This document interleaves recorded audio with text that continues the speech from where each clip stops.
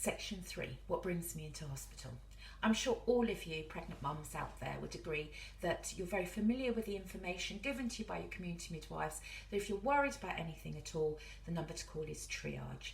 It's a fabulous service available to everybody, and literally it's the same number whether you're planning to birth your baby at Worthing or at Chichester. And if you happen to call at a time of day or night that service isn't available, then by having called that number, it links you to press a button to be transferred directly to labour ward at Chichester or labour ward at Worthing. So it's a service that's there for everybody to use, and a really useful one too. Now, what I would say to you is probably the most common thing people are calling in for is does this mean I'm in labour? Is this labour? Is it time to come into hospital yet? But of course people call for a whole host of other things, especially at this time that we're in at the moment.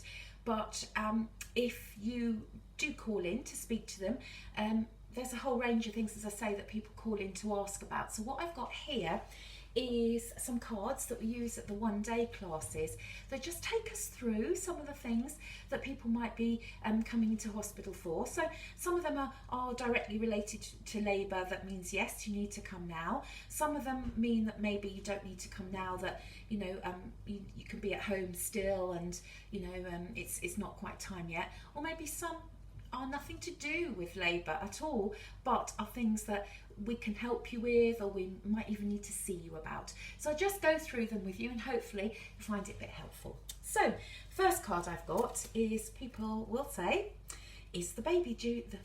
Phone in and say, the baby's due today, do I need to come in? Absolutely not. If your baby is due today, you don't need to do anything except just enjoy chilling out for just you for one more day before, or a few days before you become a new parent. Babies come anywhere between 37 and 41, 42 weeks, which is perfectly normal. The actual due date, the 40-week date, very few babies actually come into the world on the day they're expected. I think statistically it's about 4% of people come on the day that you're expecting to greet them. Most babies' lungs are beautifully mature by 37 weeks and are potentially ready to come into this world, but lots of them are very comfortable, thank you very much, and in no rush. So sometimes when people say, oh, my baby came early, it was a week or so early, and we say, how early? They say, oh, it came at 38 weeks. That's not early, that's spot on time. So that due date is purely and simply just a guide. So some people might phone in and say, discussing with us that they have a history of diarrhea, and perhaps they're feeling a bit sick. In the early part of labour, this is really normal, as the womb is just starting its job of contracting and relaxing, of surging. It's near the gut, it's near the bowel. It's no surprise that you might feel a bit sick. It's no surprise that you might have a bit of diarrhea. When you're feeling a bit sick, it's kind of, it's a good sort of idea, really, that when in that early part of labour, if you do feel a bit sick, that of course you want to still be able to eat and drink. It's really important that you do, should I say, but small frequent meals are important, rather than if you're feeling ever so slightly sick, you'll never be able to eat a big meal at any time. So small frequent meals are good, and drinking is really important too, because of course you need to fuel that engine. You've got a marathon work in front of you, you've got a waking day's worth of work of birthing this baby, so you need to fuel that engine. So small frequent things to eat that give you a bit of an energy boost are really good to have, and have what you want. I've got here backache and periody type pain, again at that same time. That's, often people will say, as I've said in one of the previous videos, it's very normal to, that starting point for you in that early part of labour will be backache and periody type pain. And this backache, periody type pain, some diarrhea, feeling a bit sick, you can have that over the course of a couple of days. That's quite normal in that early part of labour. Sometimes, though, it's that isn't the case. Sometimes people don't have any of these symptoms at all, and you know the womb starts to surge, it gets going, and you don't feel sick, you don't have diarrhea, but you can see why it's quite normal that would be a natural early process of this labour experience. So someone else might phone in and they might say, I'm feeling those contractions, those waves, those surges, and they're lasting for about 20 seconds or so. Again, if they're lasting 20 seconds or so, again, as I've mentioned in a previous video, that's the early part of this labour experience. When you're in the active part of labour, when your womb is doing the job, that the active part of your labour experience, then what you're likely to feel is as the womb tightens, you feel it tighten right up here underneath the rib cage. You feel it for about 5 or 10 seconds, and then it starts to take your breath away. So you feel it over the whole womb, over the whole minute, yeah?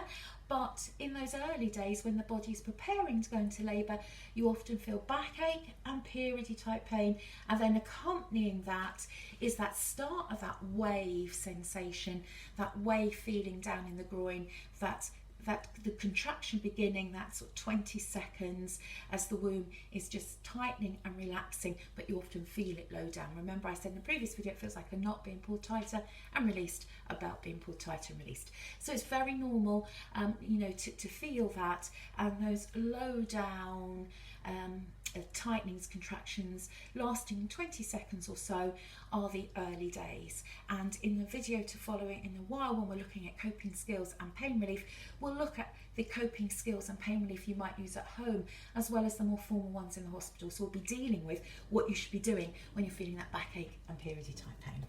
Okay, someone else might phone in and they might say, I've had a show. We don't mean a tra-la-la-la sort of a show. A show is a mucousy plug at the opening to the neck of the womb there. If I show you this, from the opening to the neck of the womb, a mucousy plug can often come away. This doesn't mean that you're going to go into the active part of labour today or even tomorrow. And for some people, the plug of mucus, and that plug of mucus, lots of people would notice it quite often when you, most commonly I suppose people would notice it when they go to the toilet. You go to the toilet, you wipe yourself after you've been to the toilet, and you notice on the pad there's like a mucousy plug, like you've blown your nose, perhaps a little bit hard, so a little bit, you know, sort of snotty, and it's a bit bloody. Yeah, so it's sort of a bloody mucousy plug that they'll see on the tissue as they wipe themselves after they've been to the toilet. That's a show. You can have 2 or 3 of these in the run-up, over the days, even weeks before you get going in labour. But some people don't notice that show at all because maybe they don't have one, or maybe as when they go to the toilet it just comes away, goes round the U-bend, and you don't even notice it. Yeah, so a show doesn't mean that you're about to go into labour. It's just saying that your body, it's beginning to prepare, that this plug of mucus is coming away. But this can happen quite a long way into the run-up to labour actually commencing.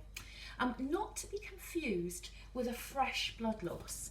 So if someone phoned in and they said they'd been to the toilet, they'd wiped themselves, and they saw blood on the tissue, and there wasn't mucus, that's different. It might be something absolutely fine, but if someone has fresh blood loss on their tissue, on their pad, or they notice it after they've been to the toilet or whatever, in their pants, then we would say that we need to check it out, we need to see you. I would always say to someone, if you pass any fresh blood loss, then put a pad on straight away, because often when people phone in and try to tell us how much they're losing, they might say, oh, it's not much, it's a teacup full, or they might say, oh, it's a lot, it's covering my thumbnail. Yeah, perception of what's a lot, what's a little is is quite difficult. So to put a pad on is a really good idea, because it gives us an idea how quickly the pad is being saturated, that sort of thing. So any blood loss at all, any fresh blood loss, or any blood loss at all that isn't with, and it doesn't contain mucus on, it's not a show, then it's good to give us a call and let us know, and we'll tell you what we want you to do. We want you to come in and see us. So, haven't felt the baby move much today. People phone in to tell us that, and of course we're going to invite you in to listen into your baby, to check things out with you. I'm not going to say too much on that one, because I think it's something else that your own community midwife bombards you with, you know, making you really aware that it's never a problem to us. Please, always, if you're worried about what a pattern that feels different, or the baby doesn't seem so active as what you've been used to, then please, please, please, always give us a call. Next one, I felt a pop and warm fluid running down my legs. So what we're referring to here is the waters breaking. Yeah. Now, I don't know if you can see this picture behind me on the wall, but we'll refer to that probably. I think that what I might do is come back and talk about waters having broken in a few moments, because we're now at 11 minutes and we always break these videos after 10 minutes or so. So hold that thought, and part B of session 3 to follow.